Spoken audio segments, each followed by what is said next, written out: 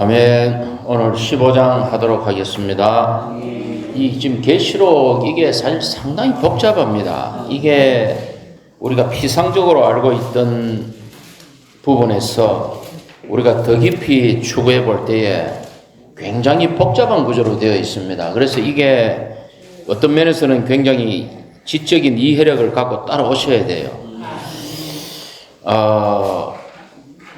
이제 1절에 보면 15장 1절에 같이 한번 읽어볼까요? 그리고 나는 하늘에 나타난 크고 놀라운 또 다른 표징을 보았습니다. 7 천사가 7 재앙을 가지고 있었는데 그것은 마지막 재앙이었습니다. 왜냐하면 하나님의 분노가 그 재앙들로 맞춰지기 때문입니다. 계시록이 이렇게 주님의 계시를 따라 쭉 진행되고 있는데 그 진행되는 한 장, 한 절 한 절에 또 단어들을 우리가 유심히 살펴야 됩니다. 1절에 보니까 또 다른 표징이 보였습니다. 이 말이 어디에 언급됐는가 하면은 12장 1절에 이 하늘에 또 다른 표징이 보였는데 거기서 이게 언급되죠. 해를 입은 달을 발 아래 밟고 있고 머리 위에 12별의 면류관이 있는 사내아이를 해산하려는 여자를 언급할 때 또 다른 표징이 하늘에 또 다른 표징이 보였다 이랍니다. 그리고 12장 3절에 또 하늘에 또 다른 표징이 보였는데 크고 붉은 용이 머리에 일곱 머리에 10뿔에 7 왕관을 쓰고 사내아이를 삼키려고 기다리고 있습니다. 그리고 다시 오늘 15장에 올 때의 1절에 하늘에 또 다른 놀라운 표징이 보였어요. 이게 뭡니까? 마지막 재앙, 7 대접을 얘기하는 것이죠. 그러니까 이 하늘이 하나의 거대한 이 뭡니까 이거? 화면이죠. 거대한 화면으로서 우주적인 여자와 크고 붉은 용과 7 대접의 재앙을 이 하늘의 표징이 지금 보여주고 있는 것입니다. 자, 우주적인 여자가 사내아이를 낳으니까 어떤 일이 일어났어요? 하늘에서 사탄이 쫓겨났고 땅으로 사내아이가 따라오니까 이기는 신부군대에 의해서 땅에서 사탄이 쫓겨납니다. 쫓아냅니다. 그죠? 하늘에서 사탄을 쫓아내고 사내아이가 땅에서 사탄을 쫓아냅니다. 크고 붉은 용은 하늘에서 쫓겨나고 땅에서 쫓겨나고 어디로 갑니까? 불목하기 전에 무천년과 무저갱에 갔다가 불못으로 들어가죠. 그러면 7 천사가 7 재앙에 7 대접을 부으면 그 결과는 어떻게 됩니까? 하나님을 배역한 인류에 대한 하나님의 분노가 마치게 되는 것입니다. 그래서 이러한 표징이 3가지가 있습니다. 이제 2절에서 4절에는 훅이 이기는 이들이 나와요. 그러니까 1절은 사실은 1절에 하나님의 마지막 7 재앙이 어디로 연결될까요? 16장으로 연결되겠죠. 16장으로 연결돼야 되는데 여기에 훅이 이기는 이들을 2절, 3절, 4절에서 언급하고 있습니다. 굉장히 중요하죠. 이 훅이 이기는 이들이 어디 있는가 한번 2절을 살펴봅시다. 또 내가 보니 불이 섞인 유리바다와 같은 것이 있고 짐승과 짐승의 형상과 짐승의 이름의 숫자를 이긴 사람들이 하나님의 수금을 가지고 유리바다 위에 서 있었습니다. 자, 먼저 이제 이 바다를 한번 봅시다. 성경에 제일 먼저 언급되는 것은 특별히 창세기에서 어떤 것이 처음 언급되는 것은 계시에 그 씨앗을 뿌리는 것이고 하나의 원칙을 세운다 그랬습니다. 그죠? 항상 처음 언급되는 것은 원칙을 세웁니다. 그래 계시록에 보면 창세기에 보면은 바다가 언급되죠. 3일째 하나님이 무철 드러나게 하시고 물을 한 곳에 모아가지고 이 물을 바다라고 칭하니라. 이게 성경에 처음 등장하는 바다입니다. 그러니까 이게 의미하는 것은 뭡니까? 원래 하나님이 첫 번째 창조물의 머리로 사탄을 세웠는데 사탄이 우리가 모르는 어느 시점에서 하나님께 배역을 일으켰죠. 그래서 하나님이 물로 온 땅을 덮어버렸습니다. 그때 영을 가진 짐승들이 사탄을 따라갔기 때문에 그들이 육신을 잃어버리고 물속에 사는 뭐가 되었다? 귀신이 되었습니다. 예, 물속에 사는 귀신이 되었어요. 그래서 이 창조의 셋째 날 바다를 만들었다는 것은 생명이 자라는 마른 땅이신 그리스도를 드러나게 하신 후에 어떤 귀신들의 영역을 제한한 것입니다. 그때는 하늘에는 타락한 공중의 천사들이 있었고 물속에는 귀신들이 있었는데 땅 위에는 하나님 닮는 그릇으로 사람을 창조하셨어요. 근데 이 사람이 어떻게 되었습니까? 또 뱀이 기어들어와서 선악과를 먹게 하므로 땅 위에는 타락한 사람이 가득하게 되었어요. 그래 바다는 좋은 게 아니에요. 바다는 귀신들의 거처구나. 하나님이 그분의 권위로 어떤 제한을 시켜놨다. 그런데 이 바다가 또 언제 등장합니까? 그 이스라엘이 홍해바다를 건널 때 출애굽기 14장에서 이 홍해바다를 건넙니다. 그때 죽음의 바다를 이스라엘이 통과하니까 따라오던 파라오와 파라오의 병거와 군사들과 장군들이 다 사장돼 버리죠. 우리가 침례받을 때 귀신이 우리를 만지지 못하는 것입니다. 그러니까 침례는 사실은 교회생활 제가 하면 할수록 이 중요성이 너무나 중요해요. 저는 부산교회에서 그 광안리 해수욕장에서 침례를 받았어요. 근데 이게 무슨 의미인지 모르고 받았습니다. 모르게 받아도 받아야 되죠. 예. 침례라는 것은 어떤 법적인 그게 어떤 바다를 건널 때 귀신이 죽는 것을 알든 모르든 귀신이 죽으니까 우리가 그 뜻을 알든 모르든 침례를 받아야 돼요. 근데 교회생활을 하면서 많은 사람들이 침례받는 것을 보면서 이 침례가 너무나 중요하구나. 우리가 그 뜻을 알든 모르든 침례를 받을 때 죽음의 물을 통과할 때 우리의 옛사람이 장사 지내고 그리스도 안에서 부활하여 우리가 하나님의 왕국 안으로 옮겨진 것이죠. 예. 그건 뭐 나중에 교육 받아야 우리가 공부를 해야 학교 가서 공부를 나는 대한민국 국민이구나. 내 권리가 있고 알지만 태어나자마자 그 권리가 있잖아요. 태어나자마자 예방접종도 맞을 수 있고 그 아이들이 권리가 있단 말이죠. 그러니까 침례가 너무나 중요합니다. 자, 그래서 이제 건데 여기 보니까 불이 섞인 유리바다가 있어요. 계시록에 보면은 요한이 하늘들로 올라가니까 하늘의 광경 중에 무슨 광경이 있습니까? 수정 같은 유리바다가 보좌 앞에 있었죠. 거기서는 이 바다가 수정 같은 유리바다예요. 이 유리가 수정과 같이 투명하기 때문에 모든 것을 다 볼 수 있는 유리바다가 보좌 앞에 있었습니다.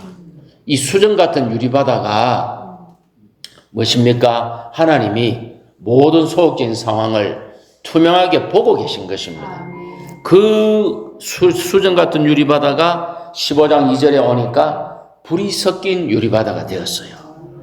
이제 하나님의 앞에 모든 상황이 수정같이 드러날 때 하나님의 공의의 심판이 그 사실에 근거하여 이루어지는 것입니다. 그럴 때 이 불이 섞인 유리바다가 계시록 19장에 가면 뭐가 된다? 불못이 되는 것입니다. 불못이 되는 것입니다. 자, 불못의 불은 거룩합니까? 거룩하지 않습니까? 예, 불못의 불은 거룩합니다. 그것은 하나님의 심판하는 불이기 때문에 이 불은 거룩한 불이에요. 그 안에서 타는 사탄과 적그리스도와 거짓 신원자와 불신자들은 거룩하지 않지만 하나님의 거룩한 불이 그들을 심판하고 있는 것이죠. 이 불의 근원은 다니엘서 볼 때 하나님의 보좌에서 나온 불입니다. 하나님의 보좌에서 나온 그 불이 구약의 성막의 불이요, 하나님의 그 갈멜산 꼭대기에서 그 바알과 요즘 예 아세라의 신전자들을 태운 불이요 다 거룩한 불입니다. 이 동일한 불입니다, 그죠? 그래서 이렇게 되었습니다. 자, 이들은 이제 불이 섞인 유리바다 위에 있는데 짐승과 그 이름과 형상과 숫자를 이기고 하나님의 수금을 가지고 유리바다 위에 있습니다. 자, 이들이 부르는 노래가 있어요. 3절에 보니까 무슨 노래를 부릅니까? 3절을 읽어봅시다. 그들은 하나님의 노예인 모세의 노래와 어린 양의 노래를 부르며 말하였습니다.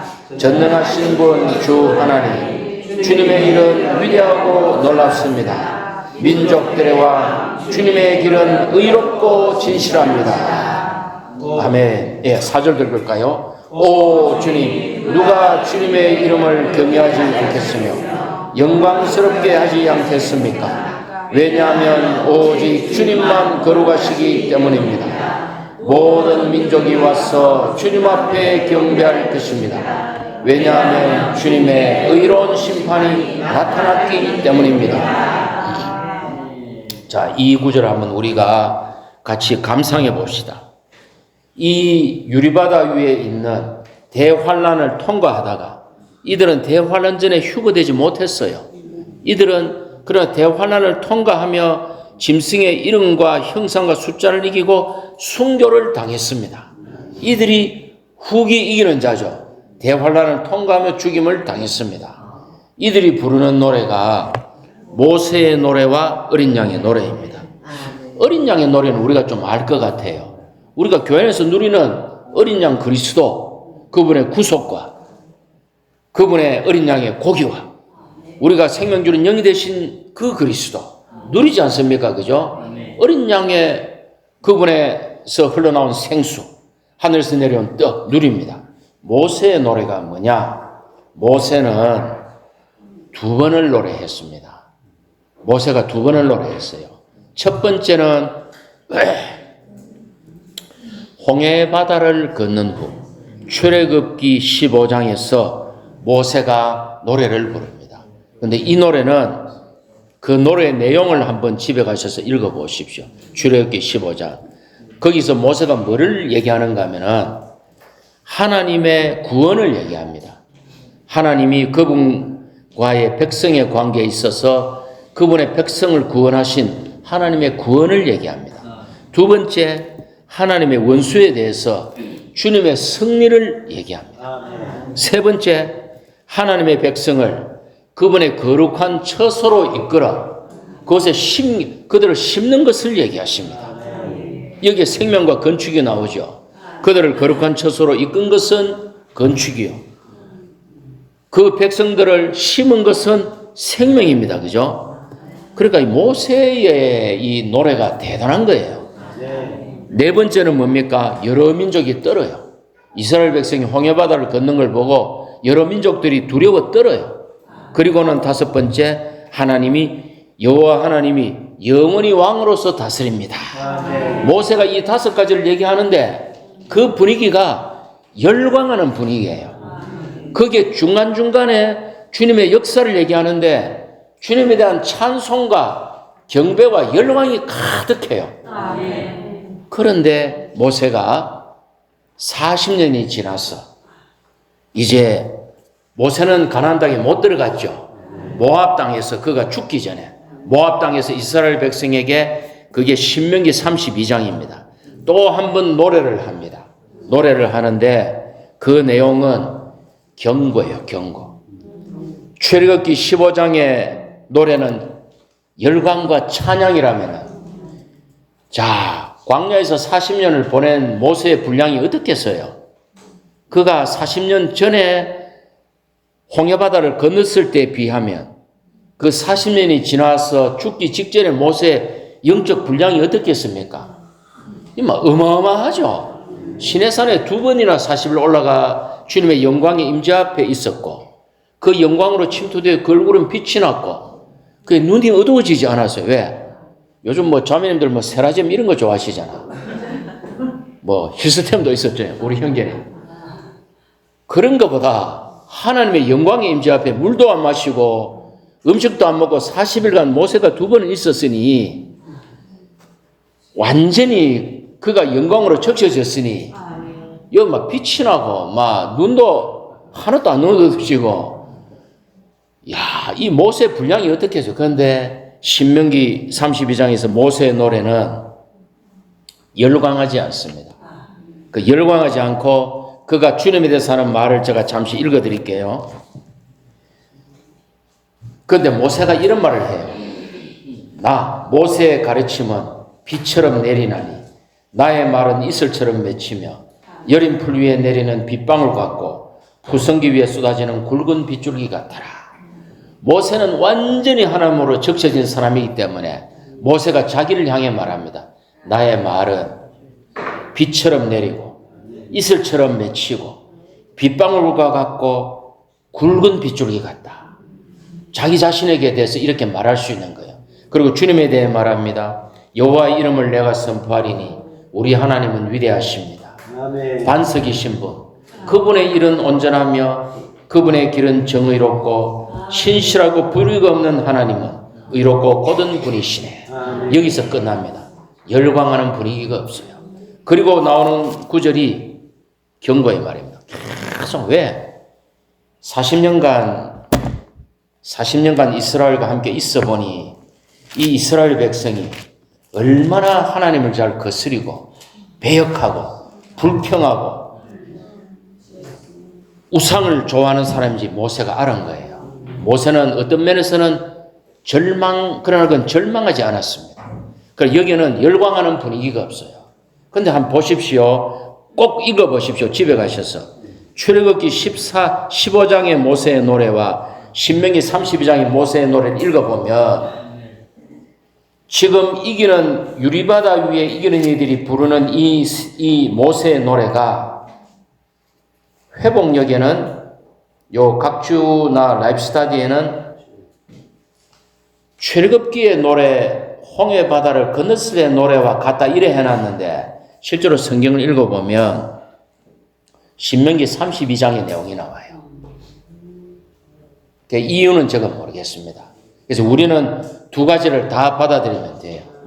우리는 두 가지를 다 받아들여요. 왜? 이들이 유리바다를 건넜기 때문에 출애굽하여 홍해를 건넌 모세의 노래가 맞아요.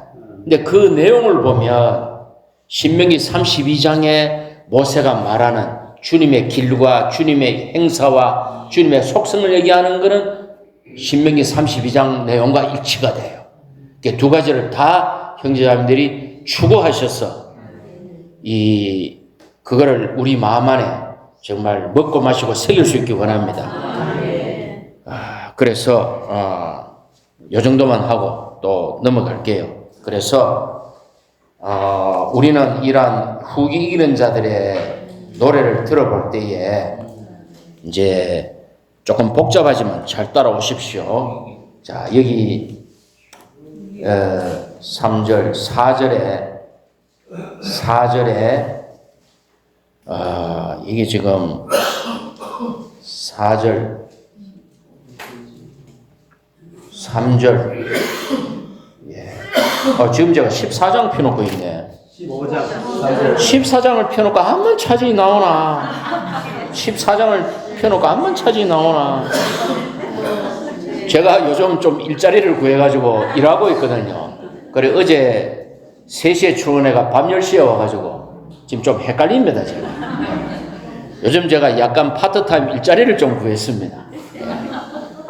저 멀리 시골 간포에 그러다 보니까 50km를 출근했다가 50km를 운전해가 오니까 지금 좀 정신이 의리합니다, 제가. 예.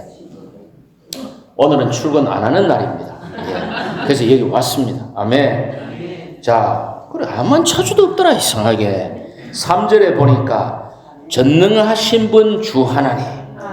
그분의 능력을 얘기하죠. 전능하신 분. 근데 그 밑에 줄 보니까 민족들의 왕. 그분의 신분을 얘기하죠. 맞습니까? 그 다음에 4절의 둘째 줄 보니까 오직 주님만 거룩하십니다. 그분의 속성을 얘기하죠. 그분은 능력에 있어서 전능하신 하나님. 그분은 신분에 있어서 민족들의 왕. 그분은 속성에 있어서 거룩하신 하나님이십니다. 그 다음에 또 보십시오. 3절에 주님의 일 확인하셨어요. 주님의 길 확인하셨어요. 4절에 주님의 이름 확인하셨습니까?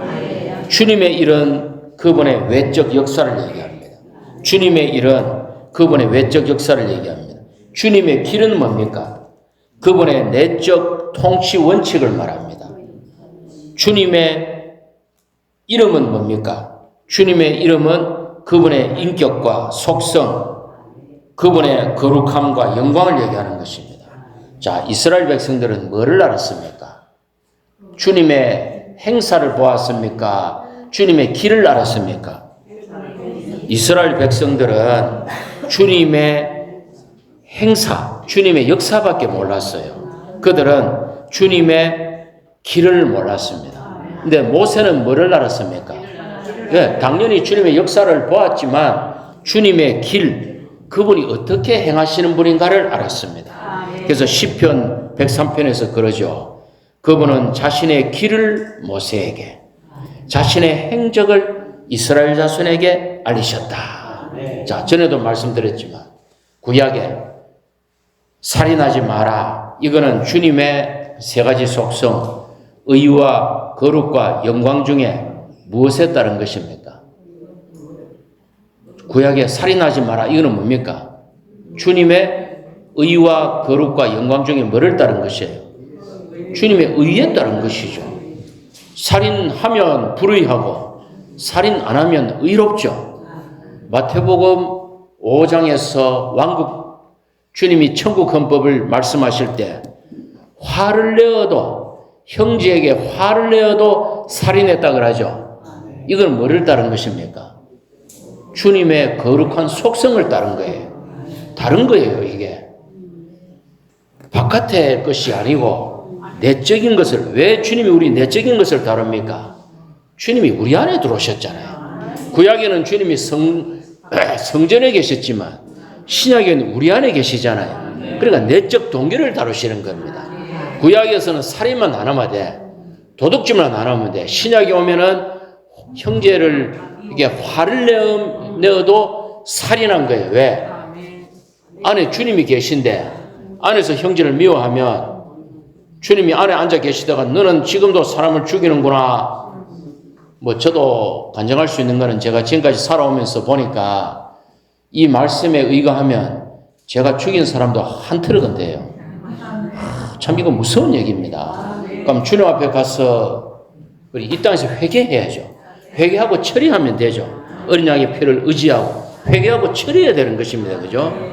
그래서 이제 그 전에 했죠. 그 쳐들면은 거짓말이 없고 흠이 없는 자라. 그 사람들이 한 번도 거짓말 안 했어요. 한 번 전혀 흠이 없어요. 전혀 여자로 안 더럽혀졌습니까? 근데 왜 성경은 그렇게 얘기해요? 처리받고 간 사람. 처리받고 간 사람이잖아. 요한 사도가 그러잖아요. 자기가 죄를 짓지 않았다고 말하는 자는 하나님을 거짓말하는 자로 만드는 것이다. 요한도 죄를 지었다는 거야. 그러나 처리받고 갔기 때문에 여자로 더럽혀지지 않았고 그 입에 거짓말이 없고 흠이 없는 것이죠. 그죠? 예. 아멘. 자, 그래서 이제 이렇게 여기서 우리가 주님의 일과 길과 이름. 그러니까 참 저는 그렇습니다. 요즘 저도 이렇게 상태가 좋을 때도 있고 나쁠 때도 있지만 계속 주 이름을 부를 때에 주님이 우리에게 베푼 어떤 역사가 고맙고 감사한 게 아니고 지금 맞죠? 그냥 그분 자신이 너무나 달콤하고 감사하고 주님이 가져가셔도 감사하고 주님이 주시면 더 고맙고 맞습니까? 주님이 가져가셔도 그걸 통해 주님을 얻으니까 또 더 고맙고 우리 주님은 너무나 놀라우신 분 아닙니까? 그죠? 예. 참 어떤 데는 막 주 이름 부르다 가면 참 어떤 데 여기서 참 이 감동이 있어요. 그죠? 참 사랑스럽고 놀라우신 주님이십니다. 자, 이제 의로운 심판이 나타났고 5절로 넘어갈게요. 이제는 후 이기는 자들을 얘기하지 않았고 일곱 대접을 쏟기 직전에 이제 하늘의 관계입니다. 이 일들이 있은 후에 5절을 함께 읽읍시다. 또 이 일들이 있은 후에 내가 보니 하늘에 있는 증거의 장막에 성전이 열리고 증거의 장막에 성전이 열리고 성전이 등장합니다. 앞에서도 말씀드렸지만 자, 한번 요거는 정리하고 갑시다. 일곱 봉인이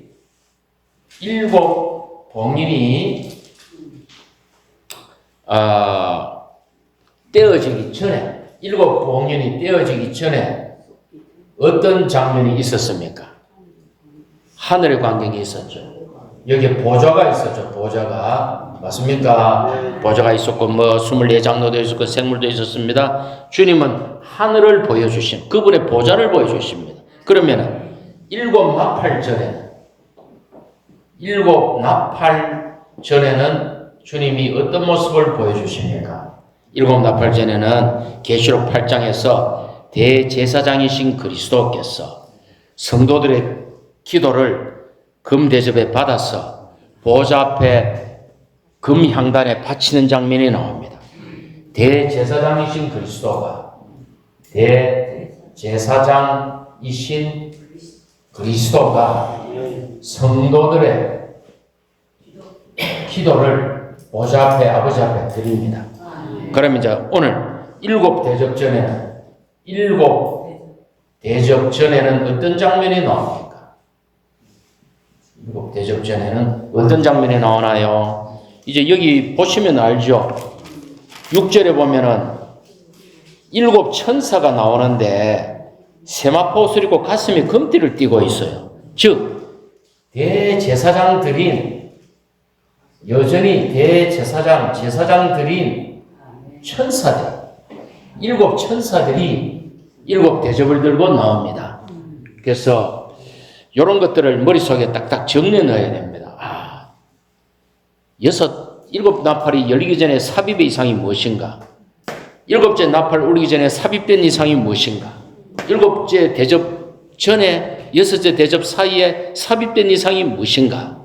일곱 봉인 전에, 일곱 나팔 전에, 일곱 대접 전에 무슨 이상이 있는가?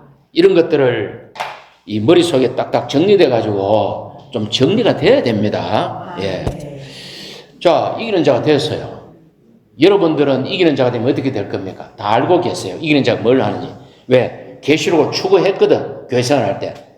우리는 이긴 자 될 때 주님의 군대로 편성돼서 아마겟돈에서 신부군대로서 함께 내려가서 사탄을 박살내고 다 알고 있습니다. 근데 이것을 모르는 예를 들어서 정말 기독교 안에 주님을 너무너무 사랑하고 정말 자기 몸을 불살라 줄 정도로 그래 그 사람 이기는 자가 됐어. 이기는 자가 됐는데 이 계시록을 잘 몰라. 그럼 이기는 자가 됐는데 내가 뭘 하는지 모르겠습니다. 다시 군사교육을 시켜서 편성될지는 모르겠습니다. 그래서 우리가 진리를 알아야 그 다음에 체험이 따라옵니다. 먼저 어떤 사실이죠. 어떤 사실을 아는 것은 하나의 교리일 수가 있어요. 근데 이걸 알아야 돼요. 사실을 알고 이거를 체험해야 됩니다. 체험할 때 우리가 적용이 되는 것입니다. 그래서 이런 진리들을 좀 머릿속에 넣을 필요가 있습니다. 예. 우리가 혼 생명을 부인한다 해야 되지 혼을 부인한다 하면 안 되죠. 그럼 생각하는 경도 부인하고 느끼는 감정도 부인하고 그건 뭡니까? 그 식물인간이죠. 우리가 혼 생명을 부인하는 것이지 구원받은 사람의 혼의 기능은 생각은 더 명면해지고 감정은 더 풍부해지고 의지는 더 강팍해지지 않고 주님께 순종하는 의지가 되는 것이죠. 혼의 영향이 커지는 거예요. 예. 그래서 반드시 이런 걸 추구하셔야 됩니다. 자, 하늘에 있는 증거의 장막이 열렸습니다. 하늘에 있는 그 5절에 보니까 증거의 장막에 성전이 열렸습니다. 자, 구약에 보면은 하나님의 증거는 뭔가 하면은 왜 증거계라 합니까? 언약계를 왜 증거계라 합니까? 그 언약계 안에 하나님의 증거요 하나님의 사진인 뭐가 들어있어요? 그렇죠. 십계명 율법이 들어있는 거예요. 그래서 증거라고 할 때는 증거게 할 때 증거는 율법이 하나님의 증거예요. 근데 여기 보니까 증거의 장막의 성전이죠. 자, 하나님의 증거인 율법으로 시작되지만 최종 완결은 뭡니까? 건축입니다. 반드시. 완결은 건축입니다. 사도행전에서 예수의 증인이 되죠. 예수의 증인이 된 결과는 뭐예요? 사도행전에서 많은 사람들이 예수의 증인이 되잖아요. 예수를 증거한 결과가 뭡니까? 마르틴 루터가 꿈꾼 온 세상에 믿는 이들이 온 땅에 가득한 그런 세상입니까? 그리스도의 몸, 지방교회입니다. 하나님의 왕국이죠, 그게. 주님이 부활하여 40일간 하나님의 왕국이를 말씀하셨고, 바울이 마지막에 사도행전 28장 31절에서 아무런 방해도 받지 않고 로마에서 하나님의 왕국을 전파했죠. 그러니까 구약에서 하나님의 증거인 율법으로 시작해가지고 완결은 성전이다. 신약에서 우리가 예수를 개인적으로 증거하여 그 완결은 뭐다? 그리스도의 몸이다. 결국 최종적인 완결은 새 예루살렘이다. 그래서 여기 보시면 증거의 장막의 성전이 열리고 이제 4장에서 11장까지를 이끌어온 것은 하나님의 보좌가 하나님의 심판을 이끌어왔습니다. 이제 12장부터 22장까지는 성전이 건축을 이끌어가서 새 예루살렘으로 완결하는 것입니다. 됐죠? 자, 그럼 이거 두 개가 연속적인 것입니까? 자, 질문 드리면 이거 두 개가 연속적인 것입니까? Yes, no. 두 개가 연속적인 것입니까? 아닙니다. no입니다.